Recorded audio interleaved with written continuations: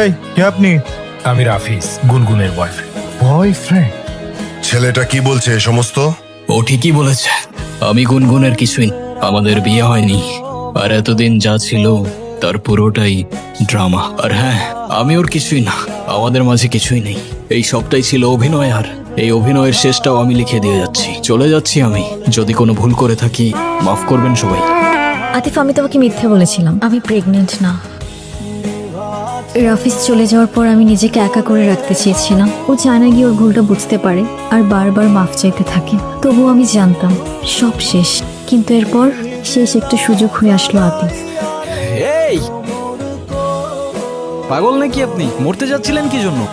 একে তো এত বড় একটা বোকামি করতে যাচ্ছিলেন, তার উপরে ড্যাব ড্যাব করে তাকিয়ে আছেন। ভ্যাম্পায়ার নাকি আমি? ডোমারি রক্ত খাবো না আপনার। কি ভাবছেন আমাকে বললে আপনার লাভ ছাড়া ক্ষতি নেই? আর এমনও তো হতে পারে যে আপনার প্রবলেম শুনে আমি আপনাকে কোনোভাবে সাহায্য করতে পারি।